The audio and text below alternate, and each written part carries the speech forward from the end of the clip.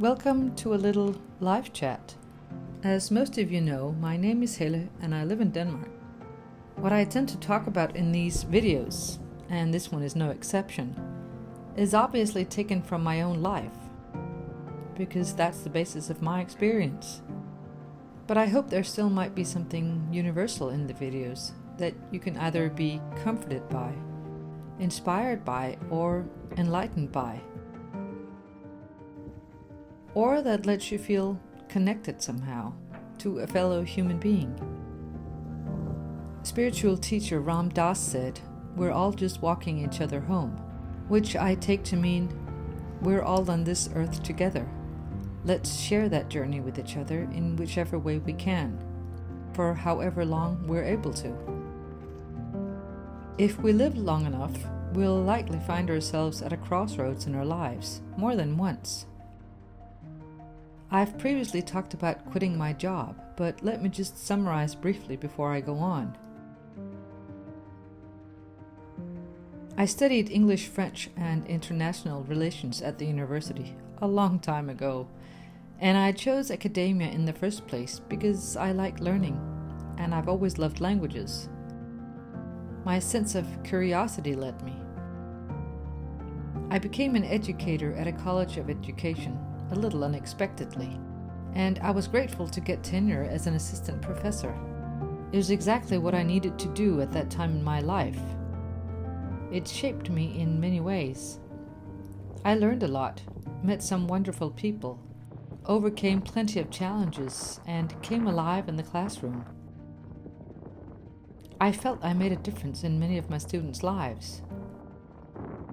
I loved sharing and co-learning with them, and I loved the creativity and the imagination involved in making good teaching, and not least the dynamic of interacting with motivated students. But spreadsheets and PhDs were gradually taking up more and more room at the college, and I was never attracted to either. Unlike many of my colleagues, I didn't want to chase a PhD. I could feel no sense of excitement when I was approached about it, and it only pushed me closer to a decision to quit. The main problems wasn't cutbacks, though there were many of those, or an increasing amount of difficult students, because there were always great students as well, or even spreadsheets, which I often simply ignored. The main problem was that my sense of learning and of curiosity had peaked. It was beginning to dissipate, and I no longer had my heart in teaching. The very reasons why I chose my education and my job to begin with were what ultimately made me quit my job. I was no longer learning anything new, but merely cruising along. It was a comfortable life, but no longer a comforting one. As frightening as it first felt, I knew it was no longer the path I was meant to be on. So, after 19 years, I left academia for a life of uncertainty and had to redefine what my idea of success was, what my new goals were, what my soul wanted. And by soul, I mean my true self, not a role forged by society or vanity or anything external. I thought it was writing. I embraced that for years, feeling joy in it and thinking it was my new path, hoping to be led into that tribe and to be able to fulfill a new purpose. It was a freer path in many ways, more creative, but also more ruthless. There was a lot of ego in that world, a lot of opinions, and I saw a lot of people constantly fluctuating between self-loathing and self-aggrandizement.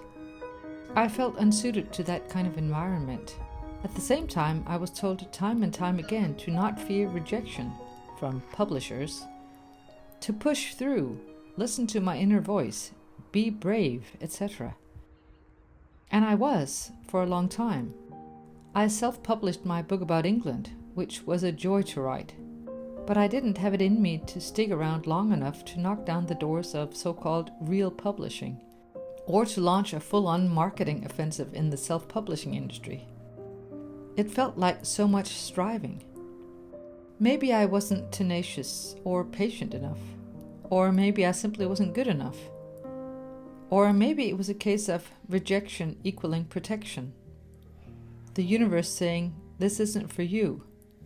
If a door doesn't open, well, how long are you going to try to push it open? If you're happy in that pursuit, go for it. If not, maybe try something else. Had I still felt happy in that pursuit, I would have carried on.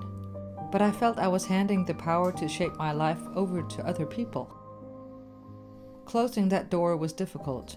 The ego felt it was defeat, but in my soul it felt liberating. That left a vacuum in my life for a while. It's relatively rare that when a door closes, another opens immediately, at least in my life. Usually I have to fall quiet for a while, listen to that inner voice, wait for the upward momentum again. Sometimes it sneaks in quietly, in a way where you feel you're being guided a little, and not just led by your ego. And so the pendulum swung again. 5 months ago, I applied to enter a course to become a yoga teacher. The course began at the end of August last year. I've practiced yoga on and off for over 20 years, and 2 of my friends have asked me several times over the years if I'd ever considered becoming a yoga teacher. No, I have not, I replied. Until last year, for some reason.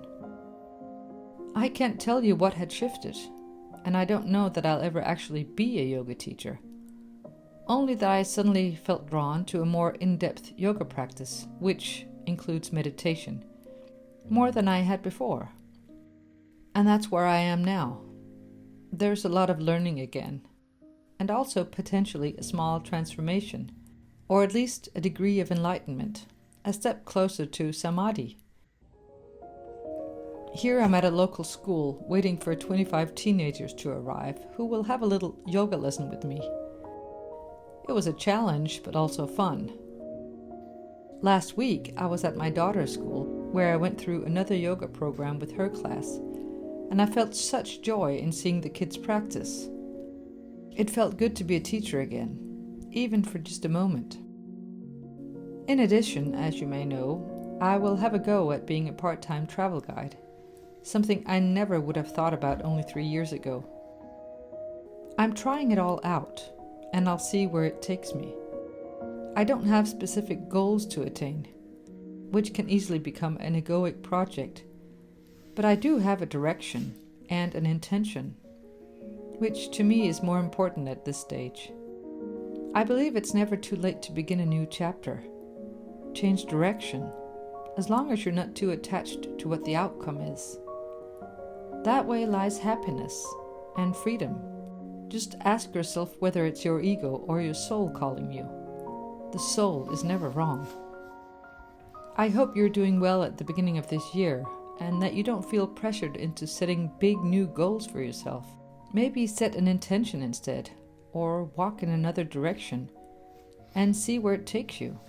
I wish you a wonderful 2023, and thank you so much for watching.